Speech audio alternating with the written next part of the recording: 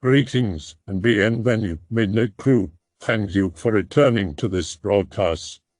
And welcome to new viewers joining us for the first time. If you like a video, then feel free to subscribe. Ozzy here. I'll tell a story from when I was on a road trip a few years back. Be me. Decide one night after drinking heavily to gather a few friends and go on a road trip to Sydney from Adelaide for the long weekend. Pack the van. Figure it'll be more than a day's trip, so we will have to camp out for a night unless friends want to keep driving throughout the night. We leave fairly late in the day because we underestimate how lazy and hungover we all are. Get on the road at around lunchtime. Make good progress, flooring it on the highway. It starts to get quite late into the night, and we've all had a turn driving. Friend starts to feel really uneasy and carsick. We will just pull over and camp for the night. Friend gets increasingly sick throughout the night, starts throwing up constantly into plastic bags in the van. No way in hell I'm sleeping in the van. Myself and my other mate set up our swags, kind of like a mini tent and sleeping bag for one person, out in a rest and revive station set up along the highway, but within eyeshot of the van. Beautiful night, full moon and bright. The swag has a flap you can open so you can see out at the sky, but with mesh to protect you from bugs. Decide to leave mine open to talk to my mate and watch the stars. Eventually fall asleep with the flap still open. I wake up in the middle of the night due to something dropping onto or hitting my face. It feels warm. It smells horrible. I start to absolutely freak out, but I'm frozen with fear. What the hell is going on? My eyes slowly adjust, and I can see a silhouette of something peering into my swag. I violently close my eyes and pray to God that I don't die. The swag shudders suddenly, as if something climbed on top of it, but then the silhouette disappears. I hear the van door open and then running. The sick friend rushes over to my swag and unzips it in hysterics. "Are you okay?" "Oh God, I watched it the whole time. Where the fuck is Aaron?" We both turn on our phone torches and leg it over to his swag. It looks as if it has been dragged a few meters and the pegs are out of the ground. He's literally frozen and wide-eyed. He starts whimpering, crying. We grab him up and bolt to the van, lock the doors, huddle on the floor under a blanket for the next few hours until sunup. 3 grown men, cowering in fear.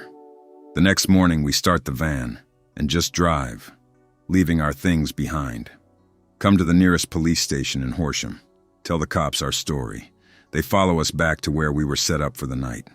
Sure enough, Aaron's swag had been moved, a trail from where we first set it up. The top of both of our swags is spattered in something. Looks like spots of dried saliva on the mesh. Smells awful, like decayed meat. Pack our shit up and leave, back towards Adelaide. We have no idea what happened that night. The cops think it may have been some sort of animal. Mark is adamant that whatever he saw outside the van was stooped over and moved erratically, never camping out during the night again. Fuck my country. Bought a fixer-upper with the spouse. Within our price range, no major issues. Notice the carpet is nasty, however. Check under the carpet and everything's fine. We'll just replace it. No problem. The woman we bought it from is adamant about us not replacing this carpet. Started out passive, then she became more forceful about it by the time she left. Whatever. Clean everything before moving in our things.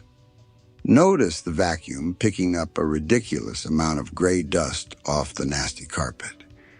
I am asthmatic and find it strange that all that dust isn't setting me off. Weird, but not complaining.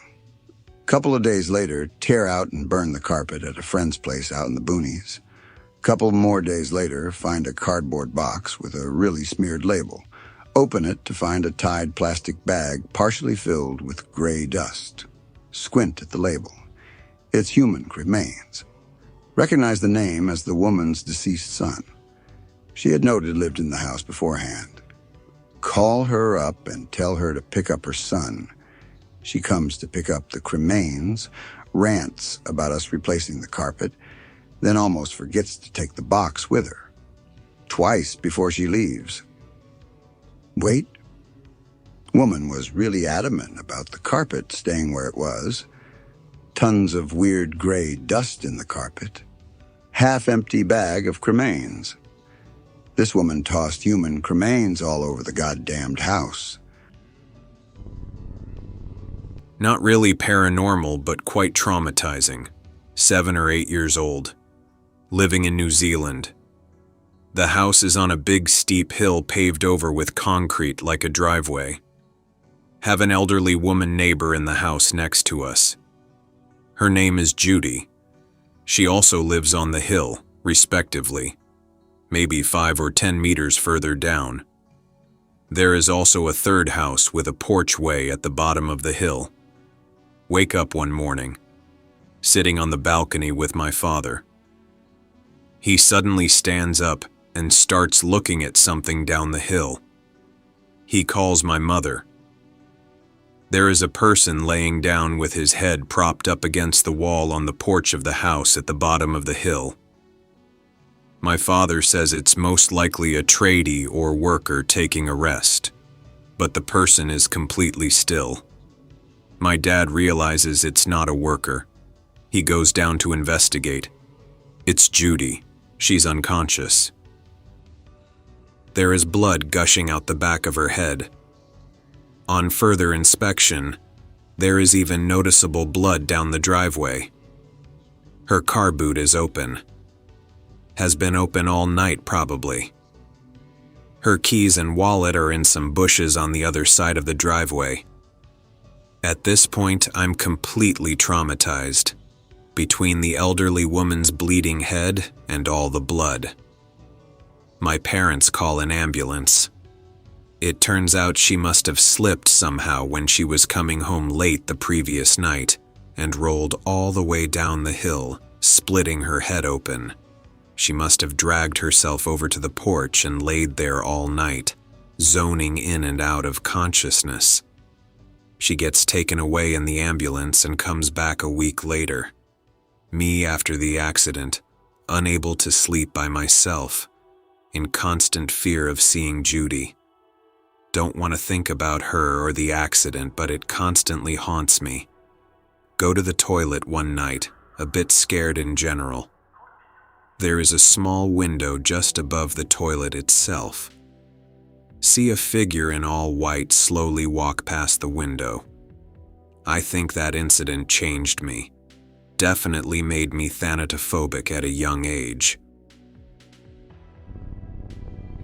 I'm not a great storyteller, but I'll bite. B19. Driving out to visit my grandfather, whom I haven't seen in years. He lives out in the boonies. He lives alone, as my grandmother passed away many years prior. The house sits on top of a small hill, and there is a winding gravel road that leads up to the house. He has only one neighbor that lives somewhat close to his place, which I've known since childhood. End up having a long visit over some coffee. Visiting goes late into the afternoon, so I decide that I should hit the road, as I have a long drive ahead of me. He heads to bed, being sleepy from his meds. Stay around the house for a bit, to call my parents on his landline while he sleeps in the other room. Go outside to my car, locking the front door of the house behind me. Start driving down the long driveway, occasionally glancing through my rearview mirror. See what appears to be an old man with thick glasses standing at the front door, smiling and watching me as I drive away. The man starts waving at me. He looks very familiar. Realize it's David, my grandpa's neighbor. He enters through the front door.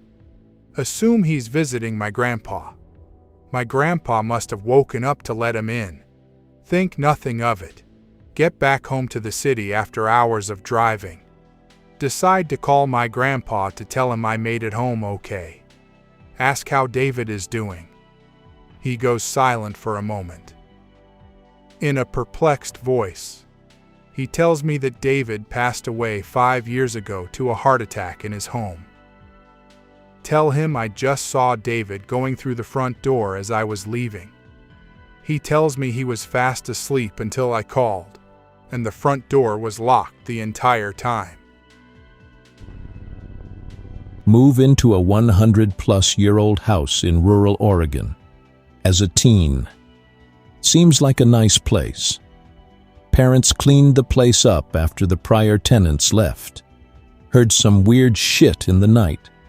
Clearly just the house settling. An old guy approaches my dad in the supermarket, asking if we were the ones who bought the house. Tells my dad about this old dude with Parkinson's whose parents built the place. He rented out the house after he went to the nursing home. Died a long time ago. Still reports of random crap happening. Dad says whatever. Everyone but my dad is out of the house or at school. He's on the second floor working all alone. He hears the front door open and close. Wife must be home. Oh wait, she's out of town.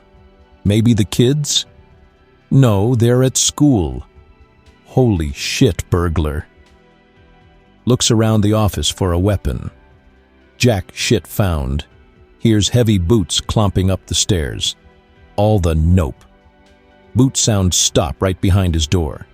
Too spoopy for me. Dad opens the door. Nobody is there. Runs downstairs. The door is still locked. Runs outside. Asks the neighbor if they saw anyone. Nobody. She tells him he looks like he saw a ghost. He says no, but I think I heard one. Dad later sees the same guy that told him the story originally. Tells him what happened, said he heard Parkinson's guy's ghost stomp up the stairs. Nah, dude, that guy was in a wheelchair all his life, super skinny too. That wouldn't have been him. Nope. .png. My uncle's psychic girlfriend came in once and immediately said there were two guys haunting the place. Parkinson's guy and some lumberjack from way before the house was built. She immediately was like, "Do you guys ever hear a guy stomping like this?" Woman was 120 pounds soaking wet, and she was somehow able to replicate the stomps perfectly. Scared the shit out of my dad. Had some other experiences, actually with Parkinson's guy for me. He was known to be an avid reader and would occasionally knock books off my shelf. Turn off lights. Seemed like a really nice, grandfatherly guy. Got a story? Nothing paranormal, but startled me a bit when it happened. I was working at a supermarket for beverages at that time. Something like this exists in Germany, where you can also rent things like benches and desks and so on. Me and my boss were driving to a nearby kindergarten to retrieve some things they rented for a party on a Saturday evening with his van. When we arrived at the kindergarten, I saw an old, thin woman, maybe 50 years old, walking down the street very slowly. I mean really slow. Imagine how a zombie would stroll by. That zombie would look like the Flash compared to her. Her arms weren't moving an inch, just like the rest of her body. Only her legs were moving very slowly. Anyway, I think nothing of it and start working. The van faces the street the old woman was walking on, with its rear facing the kindergarten, so we could load the van comfortably. When I started loading shit into the van, I noticed the old lady standing at the street looking at us. I just continued with my work. Every time I returned to the van, she seemed to be a bit closer. I tried to ignore her after a couple of times. I returned to the van once more, loading some portable desks into it. When I turned around, she suddenly stood right behind me, not moving an inch and just looking at me with her dead eyes. Her hands still in the same position as always. I was startled quite a bit, then asked, "Can I help you?" Without fully closing her mouth, she replied, "Do you know where the street is located?" I just told her I have no idea and got back in to get some more stuff. I told some of the kindergarten staff about her and if they might help her, but by that time, she was already strutting back to the street. There is a big institution that takes care of retarded people in the city I live in, so I don't bother thinking about it. Pick related. Tried to draw that old witch. This is my first post on /x/ sorry for inconveniences. There's one story that gives me chills every time I remember it. It was told to me by my then-girlfriend's grandmother one summer night. Sorry for my bad English. It's not my mother language, and I feel dizzy every time I try to remember this. We were 14 and 15 years old, and we would sit outside in their garden, telling scary stories that we knew or heard of. The grandmother told us that when she was younger, she bought with her husband the house they live in now, but they were too poor to afford electricity, so they used to go to sleep with the sun and wake up early the next day to seize the day. Later, when their baby, my girlfriend's mom, was born, they started to have difficulties, and the dad would go off to work until the next day in the morning. Sometimes it was the other way. He would go really early in the morning and come late at night. One of those nights, she went to sleep alone, put the baby in her crib, and called it a day. While she was in bed, she started to feel uneasy, almost as if someone else was in the room with them. But she could only see, from the moonlight, the window, and the baby's crib. Then she felt as if someone sat at her back in the bed. She heard the thud of the falling boots and the clothes being put in the chair beside the bed, so she shrugged it off as her husband coming back from work. "You came back early," she said, and tried to fall asleep but couldn't, so she started conversation with her husband. "How was work today?" she said, but he didn't answer. "Why did you come so early?" she asked, but he remained in silence. She guessed that he was sleeping after a long day at work, but his body felt stiff, like a dead weight, and she felt weird since he was one to snore loudly almost immediately after falling asleep. She turned her body to face him, when to her horror, what was by her side was not her husband. She only remembered a dark body looking at her strongly with two bright white eyes and a horrible demonic smile. It started giggling, then laughing. She just turned back to her starting position and prayed in silence, looking at the baby shaking and crying in the crib.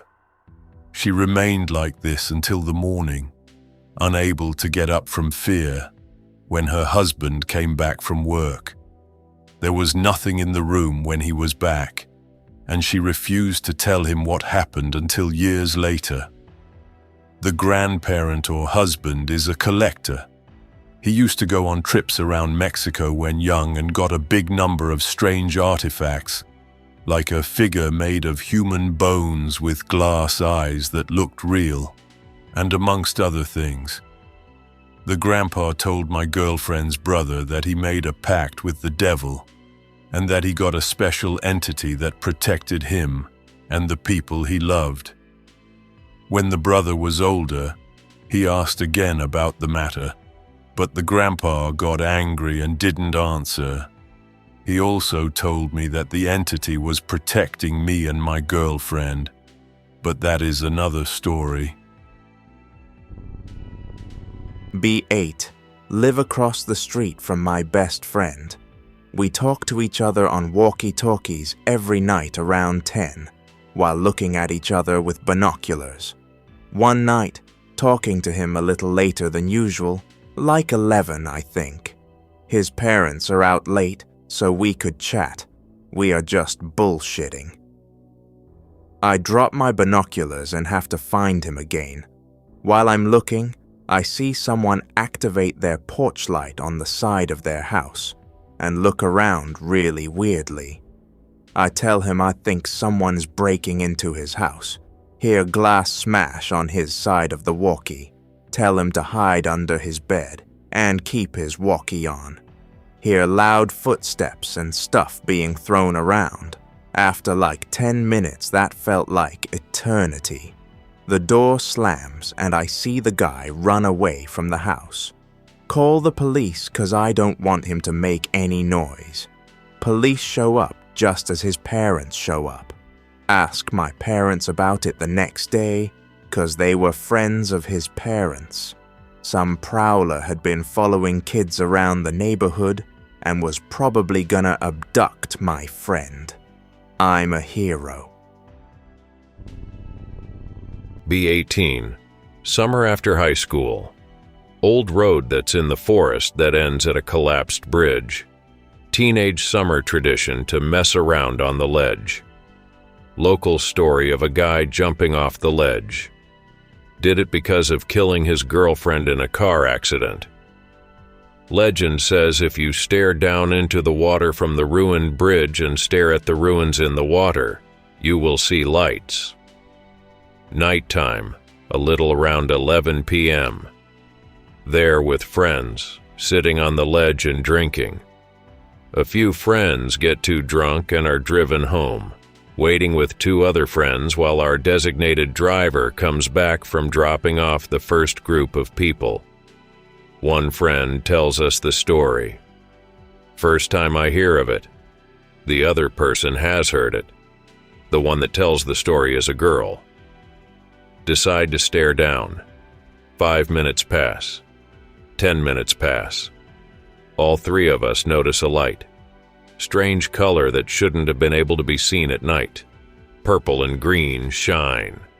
The girl freaks out and runs back towards the woods. Get back to the woods to comfort the girl. She's in tears. Asks where we have been. What? She recounts the story of running into the woods and not being able to find us when turning around. Says she even went back to the bridge before going back to the clearing in the woods. Corner of my eye, I see lights coming. Think it's the ride. Wrong. It's the light from the bottom of the bridge ruins. Turn to my friends. They're gone. Panic and run to the bridge. See no one. Run back to the clearing, but it looks different. Hear screams of my name. Hear waves crashing against the shore. Turns out I'm somehow in the woods near the bridge ruins on the bottom. To this day, my friends tell me that I was gone for over 15 minutes. Both the girl and I have missing time from that night, but I was the only one that ended up being moved to a different location. But I sometimes think the girl was moved too, but placed back before we could notice. Be clinically depressed 3 years ago. Decide to end it all on my birthday at night. Drive to an abandoned hospital outside Michigan. Bring a ladder, a foldable chair, and a very bright lamp, as well as rope for hanging.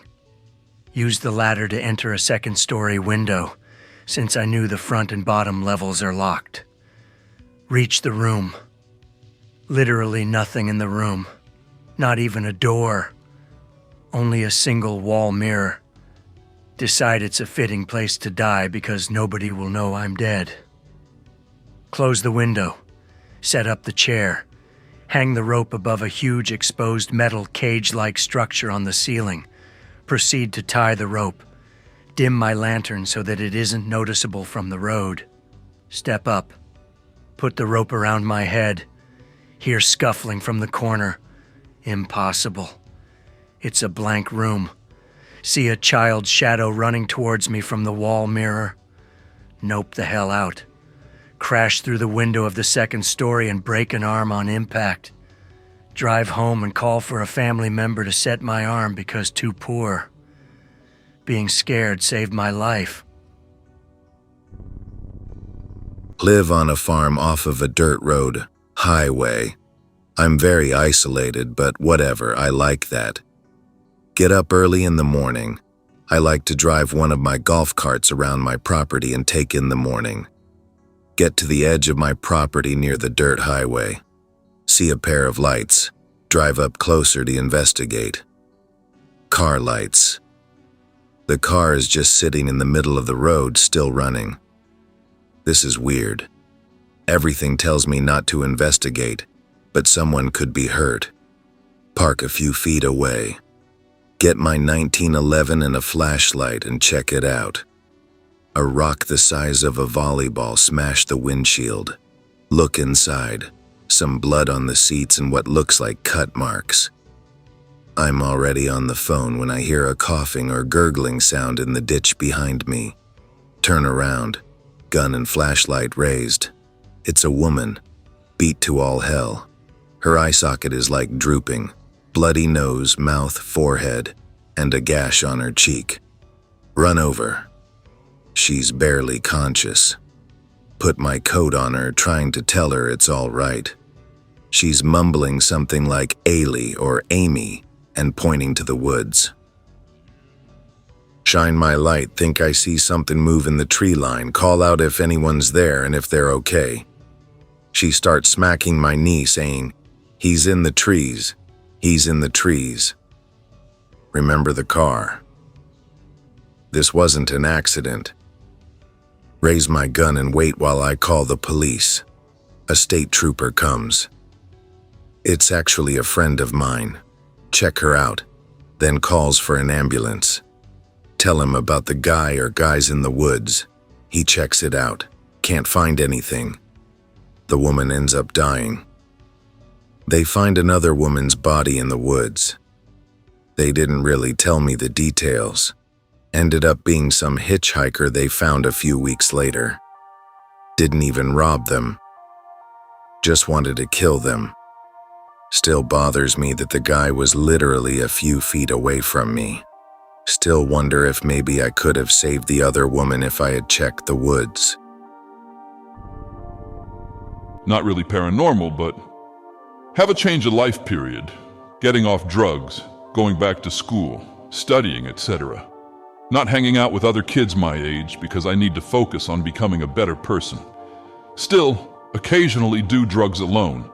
Mostly only Adderall, but not copious amounts. One day, take an Adderall to do a full day of coursework and studying. Take a melatonin to go to bed. Have a dream I'm driving in a desert with giant insect egg skeleton features spread across it. I'm in the passenger seat, and a South American-looking guy is driving. Tells me, "You know you'll marry a nun one day." I say, "Oh wow, I always thought I would marry a nun." I start thinking about why and how he knows that, and why it feels real. I ask, "Are you an alien?" Immediately he disappears, and I start to see static and everything is warping out of my consciousness. Wake up absolutely freaked out, and convinced that everyone I know is an alien, and they're all doing some kind of social experiment on me. Was literally convinced that my roommate was an alien. My parents, the rest of my family, everyone who I'd seen or met in my classes. Try incredibly hard to remember that everyone is an alien, so that I don't fall for their tricks and that I can escape wherever I am. Trying to figure out if I'm in a simulation or not.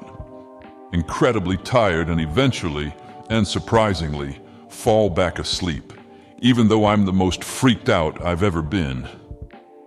Wake up and realize that everything I thought previously was stupid, and there's no way that's true. The feeling I had when I woke up made me start believing I could have some schizophrenia or something in me.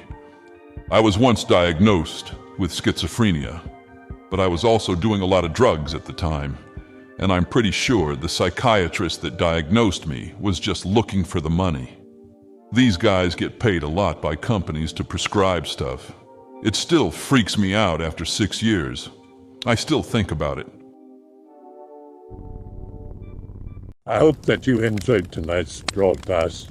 If you enjoyed tonight's story, then please subscribe to the channel as more Greentext will appear daily. A new broadcast will appear when the clock strikes midnight Central Time.